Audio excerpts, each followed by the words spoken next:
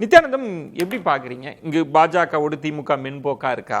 பாஜக திமுகவை எப்படி பாக்குதுன்ற ஒரு பார்வை, தாவேகா தான் மென்போக்கா இருக்குன்றது இன்னொன்னு, திமுக அதே ஸ்டாண்ட்ல இருந்து அதிதீவிரமா எதிர்த்தும் ஒரு ஸ்பேஸ் இருக்குன்ற பார்வைலாம் இருக்கு. நீங்க எப்படி புரிஞ்சுக்கிறீங்க இந்த விஷயத்தை? நேர்பட பேசு நேயர்களுக்கு என்னுடைய பணிவான வணக்கத்தினை தெரிவித்துக் கொள்கின்றேன். அரசியல் ஒரு குழம்பிய குட்டையாக இருக்கிறது என்பதை எல்லோரும் ஏற்றுக்கொள்வார்கள். தமிழ்நாட்டில் எல்லாம் தமிழ்நாட்டில், குறிப்பாக தமிழ்நாட்டில் இப்போ திமுகவுடைய நிலை டெல்லி அரசியலில் எப்படி இருக்க முடியும், எந்த வழியில் செல்ல முடியும் தான் நம்ம இப்போ பேசிகிட்டு இருக்கிறோம். அரசியலிலே நிரந்தர பகையும் இல்லை நட்பும் இல்லை என்பது ஏற்கனவே எழுதப்படாத ஒரு சட்டமாக தொடர்ந்து சொல்லி கொண்டு வருவது. அதை வைத்து பார்க்கின்ற பொழுது எப்படி மாறும் என்பதை நாம் யூகிக்க முடியும்.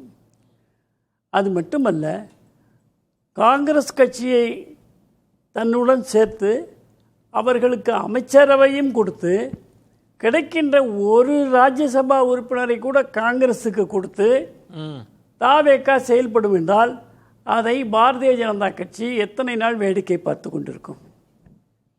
வேடிக்கை தான் பார்க்க முடியும், வேற என்ன செய்ய முடியும்? அதுக்கு தான் சொல்றேன். அந்த வேடிக்கை பார்க்கறது மட்டும் முடியும்னு நீங்க சொல்றீங்க. நான் என்ன சொல்றேன்னா, இவர்களுக்கு பாடம் புகட்ட வேண்டும் என்றால் தமிழகத்திலே யார் வேண்டும் துணைக்கு என்று அவர்கள் யோசிப்பார்கள். அண்ணா திராவிட முன்னேற்ற கழகத்தை வைத்துதான் திராவிட முன்னேற்ற கழகத்தை அவர்கள் மொத்தமாக தீர்த்து கட்ட வேண்டும் என்று முடிவு செய்தார்கள். ஆனால் விஜய் அவர்கள் வந்து விட்டார்கள். இப்போ விஜய் காங்கிரஸோடு இவ்வளவு நெருக்கமாக அவர்களுக்கு அமைச்சரவையும் கொடுத்திருக்கின்ற பொழுது ஒரு முதல் எதிரியாக சொல்லாவிட்டாலும் கூட பாரதிய ஜனதா கட்சி காங்கிரஸ் முக்து பாரத் என்ற ஒரு கோரிக்கை, ஒரு கோஷம் இருக்கின்ற காரணத்தினால நிச்சயமாக விஜய் அவர்கள் இந்த நிலையிலே இருக்கின்றவரை விஜய்க்கு மேலிடத்தில் அரசியல் ரீதியான எந்த விதமான ஆதாயத்தையும் விட்டு கொடுக்க மாட்டார்கள் பாஜக. ஓகே சார், திராவிட முன்னேற்ற கழகத்துக்கு வரும். திராவிட முன்னேற்ற கழகம் காங்கிரஸ் கலந்து கொள்கின்ற கூட்டத்திலே கலந்து கொள்ள மாட்டோம் என்று சொல்கிறார்கள். அவர்களுக்கு ஒரு இரண்டு சிந்தனை இருக்கும். காங்கிரஸ் கலந்து கொள்கின்ற கூட்டத்தில் கலந்துக்க மாட்டோம் என்றால் நிச்சயமாக தேர்தலிலே அவர்கள் கூட்டணி கிடையாது. விஜயோடு அவர்கள் இருக்கிறார்கள். திராவிட முன்னேற்ற கழகத்துக்கு டெல்லி முக்கியம் அல்ல, தமிழ்நாடு தான் முக்கியம். எனவே விஜய் அவர்களை தொடர்ந்து ஆட்சியிலே நீடிக்க விடலாமா, அல்லது 5 ஆண்டுகள் அவர் கழித்தாலும் கூட மேலும் அவரை வெற்றி பெறுவதற்கான ஒரு வாய்ப்பை நாம் விட்டு கொடுக்கலாமா என்று சிந்திக்கின்ற பொழுது விஜய் தான் அவருக்கு முதல் எதிரியாக தோன்றுவார். விஜய் சென்ட்ரியா தான் யோசிப்பாங்க. ஆமா, ஏன்னா அவங்களுடைய பேஸ், அவங்களுடைய அடித்தளமே தமிழ்நாடு தான். டெல்லியில் அவங்க நீங்க மோடியோடு சேர்ந்தா உங்களுக்கு இன்றைய சூழ்நிலையிலே மாநிலமும் இல்லை மத்தியும் இல்லை என்று சொல்லுகின்ற ஒரு நேரத்தில் அவர்களுக்கு மத்தியிலே சில அதிகாரம் கிடைக்குமானால் அதற்காகவும் செல்வதற்கு இப்போ அதிகாரத்தெல்லாம் தாண்டி இப்ப வாக்கு வங்கி அரசியல்ன்றப்ப சுகுணா திவார் சொன்ன மாதிரி இஸ்லாமிய வாக்கு வங்கின்றது ரொம்ப ரொம்ப அதிகமாக திமுக அணிக்கு தான் இருந்திருக்கு, வெற்றி வாய்ப்பை இட்டு தந்திருக்கு. அதே மாதிரி அவங்க முன்வைத்த பாஜக எதிர்ப்பினால் வந்த வாக்கு வங்கி தான் கிட்டத்தட்ட 1.5 கோடி வாக்கு வந்திருக்குன்னா அதை எப்படி இழப்பாங்க? பாஜகவுக்கு போயிடுச்சுன்னா அதெல்லாம் இழக்க மாட்டாங்க அவங்க. அப்ப பாஜகவோட நெருங்க முடியாது. இல்லை, தேர் ஆல் கமிட்டட் டிஎம்கே ஓட்டர்ஸ். அவங்க என்ன பண்ணுவாங்க, நம்முடைய சூழ்நிலை என்னன்னு அவர்களுக்கு சொல்வதற்கான இடம் இருக்கிறது, ஆட்கள் இருக்கிறார்கள். இதுதான் நிலைமை.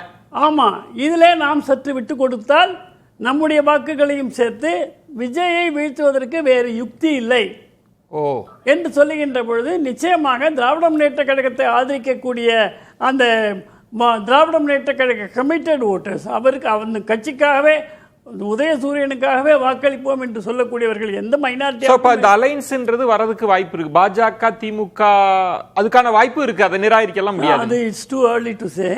ஆனா அந்த மாதிரியான போக்கிலே போய்கொண்டிருக்கிறது. நான் அதைத்தான் சொல்ல வந்தேன். ஒருவேளை காங்கிரஸ் இவர்கள் அந்த கூட்டத்தில் கலந்து கொள்ள மாட்டேன் என்று சொல்வதன் மூலமாக காங்கிரஸ்ல இருந்து இப்போ சமாஜ்வாதி கட்சி கூட இருக்கு, வேறு கட்சி எதுவுமே சேர்ந்து விடக்கூடாது. பாராளுமன்றத்தில் ஏன் 3வது அணி என்று காங்கிரஸை தள்ளிவிட்டு இருக்கக்கூடாது என்று நினைத்தால் நிச்சயமாக காங்கிரஸ் முக்து பாரத்தை மோடி சொல்வதை ஸ்டாலின் அவர்களும் ஏற்பார்கள். இந்த இடத்துல சுகுணா திவாகர் ஒரு முக்கியமான இடம்ன்றது திரு நித்யானந்தம் சொன்ன மாதிரி இன்னைக்கு தமிழக அரசியல் விஜய் சென்ட்ரிக்கா மாறுது. விஜய் அவர்களை வீழ்த்துறது, தாவேகாவை வீழ்த்துறதுன்ற இடம் நீங்க தேசிய அரசியல்ல சமாஜ்வாதி கட்சி இருக்கலாம், ராஷ்டிரிய ஜனதா தளம்லாம் இருக்கலாம். அந்த கட்சிகளால் தமிழ்நாட்டில் வாக்கு வங்கியை கொண்டு வர முடியாது. திமுகவிடம் இதுவரை இருந்த மதசார்பற்ற கூட்டணி கட்சிகள்லாம் அங்க போயிட்டாங்க. இப்ப இங்கு ஜெயிக்கிறதுக்கு அலைன்ஸ் வேண்டாமா? அங்க அதைத்தான் மாதவன் சொன்னாங்க, சுபேர் அவர்களும் சொன்னாங்க. அப்ப ரீஅலைன்மெண்ட் இல்லாம என்ன பண்ணுவாங்கன்ற கேள்வி இருக்குல்ல. இல்லை, இப்போ இதில் 3 விஷயமா பார்க்கணும். ஒன்று என்னன்னா, நீங்கள் விஜயை வீழ்த்த வேண்டும், தாவேக்காவை வீழ்த்த வேண்டும்னா திமுக தன்னை திடப்படுத்திக் கொண்டு தாவேக்காவை சந்திப்பது ஒரு வழி.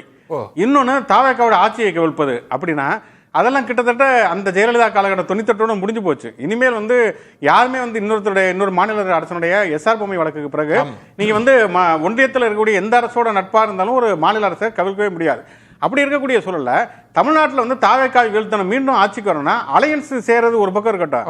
அவங்களுக்கு இருக்கிற வாக்கு வங்கி அது இழக்கிற மாதிரி தான் இருக்கு. அவங்க பிஜேபியோட கூட்டணி சேர்ந்து அதிமுகவே ஜெயிக்கலையா, திமுக கூட்டணி சேர்ந்து எப்படி ஜெயிக்க முடியும்? ஏன்னா சூழல் தான். இப்ப மாதவன் அவர்கள் சொன்னதும் நித்யானந்தம் அவர்கள் சொல்றதும் கண்டிஷனிங் தானே. அன்னைக்கு பாஜகவோடு போகிற போது திமுக என்ன பேசினாங்க, வாஜ்பாய் அவர்களை பத்தி பேசினதா இருக்கட்டும், சூழலை பத்தி பேசினதா இருக்கட்டும், அன்னைக்கு ஒரு கட்டமைப்பை உருவாக்குறாங்க. பாஜக விஜயம் ஒரு இடையில ஒண்ணு இன்றைக்கு அவர் வெளிநாட்டிலிருந்து வந்த உடனே சொன்ன பத்திரிகையாளர் சந்திப்பில் அந்த தொகுதி மறுவரைவு வந்த பொழுது அவர் சொன்னது 39க்கு 1 குறைந்தால் கூட ஆதரிக்க மாட்டோம் என்று சொன்னாங்க. பாஜக 39 தான் என்று என்றைக்கிருந்தோ சொல்லிக் கொண்டுதான் இருக்கிறது. அங்கே ஒரு உடன்பாடு ஏற்படுகிறது அல்லவா? 39 50% கேட்டாங்க. அந்த இடத்துல இதை இப்படி வாங்களேன். இப்ப மாதவன் அவர்கள் சொன்ன மாதிரி ஒரு அலைன்ஸ் விட்டு வெளியேறுவதா இருக்கட்டும், புதுசா வரதா இருக்கட்டும், சூழலை புரிஞ்சுக்கிட்டு கண்டிஷனிங் பண்றது தானே. இன்னைக்கு இருக்கிற சூழல் அப்படி போகாதுன்றீங்களா திமுக? எடுக்கவே மாட்டாங்க. 98 நிலைமை எடுத்து பாத்தீங்கன்னா 98ல வாஜ்பாய்க்கு ஒரு சாஃப்ட் ஃபேஸ் இருந்தது. அன்னைக்கு ஜெயலலிதா திமுகவுடைய அரசை கவிழ்க்கணுங்கிற ஒரு நிர்பந்தம் இருந்தது. அப்போ ஒரு காமன் மினிமம் ப்ரோக்ராமோட திமுக சேர்ந்தது. அதுவே தவறு தான், என்னை பொறுத்த வரைக்கும் அது கடுமையான விமர்சனத்துக்குரியது. இன்னைக்கு அப்படி அதை கடந்து கிட்டத்தட்ட 30 ஆண்டுகள் திமுக வந்துருச்சு. வாஜ்பாய் மாதிரி கிடையாது மோடி மீது கடுமையான விமர்சனங்களை திமுக வைத்து விட்ட பிறகு அவங்களோட போய் சேர்ந்து கொள்வது, காமன் மினிமம் ப்ரோக்ராம் இருந்தா கூட சேர்ந்து கொள்வதுங்கிறது இன்னைக்கு சாத்தியமே கிடையாது. நீங்க இன்னொரு ஆங்கில யோசிச்சு பாருங்க. இப்ப திமுக விட்டுருங்க, இப்ப தாவேகா வருதுங்க. தாவேகா கிட்டத்தட்ட 76 நாட்களாக காங்கிரஸ் அவங்களோட அலையன்ஸ் இருக்காங்கல்ல, ஏன் அவங்க ஒரு அலையன்ஸுக்கு தமிழ்நாட்டில் ஃபார்ம் பண்ணவே இல்லை? காங்கிரஸ் விசிகா எல்லாமே அவங்களுடைய திமுக கூட்டணி எல்லாமே போயிட்டாங்கல்ல, ஏன் ஒரு கூட்டணியை தாவேகா உருவாக்கவே இல்லை? ஜூலை 1ஆம் தேதி தனக்கு ஆதரவு தெரிவித்த கட்சிகளுக்கு நன்றி தெரிவிக்கிறார் விஜய். அதுக்கப்புறம் திருமாவளவன் பேசுறப்ப என்ன சொல்றாருன்னா, வெறுமனே நன்றி தான் தெரிவிச்சாரே தவிர கூட்டணி அவர் ஃபார்ம் பண்ணல, கூட்டணி அவர் பெயர் வைக்கல. தனக்கு கிடைச்ச குழந்தை பிறந்துருச்சு, பேரு தான் இன்னும் வைக்காம இருக்காங்க மனசுல. அந்த இடத்துல ரொம்ப நுட்பமா கவனிக்கணும். தனக்கு கிடைச்ச எம்பி சீட்டை காங்கிரஸ் கொடுத்துறாங்க. ஏன்னா பார்லிமெண்ட்ல போனா பாஜக எதிர்க்கணும். பாஜகவுக்கு எதிராக ஒரு கூட்டணியும் அமைப்பதற்கு தாவேகா தயாராக இல்லை. தாவேகாவுடைய நிலைப்பாடு என்னன்னா, கொஞ்சம் கொஞ்சமா அதிமுக எம்எல்ஏக்களை உருவி அவங்கள தாவேகா எம்எல்ஏக்களை மாத்தி அந்த ஒரு வலிமையோடு நடத்துவது. இது காங்கிரஸோட இருப்பதுங்கிறது என்னைக்கு இருந்தாலும் சிக்கல். ஏன்னா பாஜகவை பொறுத்த வரைக்கும் நீங்க கடந்த கால ஆட்சியில கூட திமுகவோட காங்கிரஸ் பாஜகவுக்கு இருந்த பிரச்சனையோட காங்கிரஸ் அவங்களுக்கு அலையன்ஸ் இருந்தாங்க தான். சவுத் இந்தியாவில் எல்லா இடத்துலயுமே காங்கிரஸ் வந்துருச்சு. தமிழ்நாட்டிலே நீங்க அதிகாரத்தில் பங்கு கொடுத்திருக்கிற நீங்க திமுகவுக்கு பிரஷர் கிடையாது, தாவேகாவுக்கு தான் கூடுதல் பிரஷர். பேசலாம். இப்போ திரு மாதவன், சுகுணா திவாகர் அவர்கள் சொல்ற பாயிண்ட்ன்றது நமக்கு இன்னைக்கு திமுகவுக்கு ஆப்ஷன் இல்ல, அதனால அவங்களுக்கு பாஜக தான் அப்படின்ற ஒரு பாயிண்ட் நம்ம பேசுறோம்னா, சுகுணா திவாகர் சொல்றாங்க திரு ஸ்டாலின் அவர்கள் 2019 அது 17 அவர் பொறுப்பேற்றது முதல் அவர் பாஜக எதிர்ப்புல தான் இவ்வளவு காலம் பயணப்பட்டிருக்காங்க, திரும்பி வரதுக்கான வாய்ப்பு இல்லை. ஒண்ணு. இன்னொன்னு, தாவேகாவே இந்த அலைன்ஸ்ல இருக்குமா, பாஜக எதிர்ப்புல இருப்பாங்களான்றதையும் நம்ம யோசிக்கணும். அது வரைக்கும் வெயிட் அண்ட் சீ தான்ன்றது தானே அவர் பார்வையா இருக்கு. நீங்க எப்படி பாக்குறீங்க? டெல்லியில இருந்து தமிழ்நாடு அரசியல பாக்குறப்ப எப்படி தோணுது? எப்படி தோணுதுன்னா, இப்போ 2 பேருமே, இப்போ அவர் நித்யானந்தம் ஒண்ணு நல்லா சொன்னார், தமிழ்நாடு தான் திமுகவுக்கு முக்கியம்னார். அதே கொள்கையில தான் தாவேகாக்கும் தமிழ்நாடு தான் முக்கியம். 2 பேருக்கும் தமிழ்நாடை காப்பாத்துறதுக்கு, தமிழ்நாடுல ஆட்சியை வலுப்படுத்துறதுக்கோ அல்லது திருப்பி கைப்பற்றுறதுக்கோ யாரு சப்போர்ட் பண்ணினாலும் இவங்க அதுக்கு ஆதரவா நிற்பாங்க. ஆனா அதற்கு முன்னாடி இப்போதைக்கு என்னோட முக்கிய எதிரியை நீ எப்படி ட்ரீட் பண்றங்கிறத வச்சுதான் அவங்க தன்னோட பொசிஷன் ஃபார்ம் பண்ணுவாங்க. ஆனா இப்போ 2 பேருக்கும் ஒரு விதமான தர்ம சங்கடம்னு சொல்லலாம். தாவேகாக்கு என்ன ப்ராப்ளம்னா, என்ன பிரச்சனைனா, இப்போ காங்கிரஸோட போறதே பாரதிய ஜனதா கட்சியை எதிர்த்துதான் ஆக வேணுங்கிற மாதிரி ஒரு கட்டாயம் இருக்கு கூட்டணின்னு பார்த்தேன்னா. அதனால்தான் விசிகா தலைவர்கள்லாம் என்ன சொல்றாங்கன்னா, என்ன கூட்டணி ஏன் ஃபார்ம் பண்ணலன்னா, இப்போதைக்கு காங்கிரஸ் தாம்பாட்டுக்கு தான் சொல்றத சொல்லிட்டு இருக்கட்டும், ஆதரவு வாங்கி நம்ம ஆட்சியை பிடிச்சாச்சு, ஓட்டு வாங்கியாச்சு, இதுக்கப்புறம் நம்ம கூடிய மட்டும் பாரதிய ஜனதா கட்சிக்கு விரோதமாக நடந்து கொள்ளாம ஒரு மாதிரி அனுசரிச்சு போறதா நம்ம வழின்னு விஜய் சொல்றாரு. திமுகவோட வழி என்னவா இருக்கும்னா இதை எப்படி கலைக்கணுங்கிறதா அவங்களோட ராஜதந்திரம் இருக்கும்.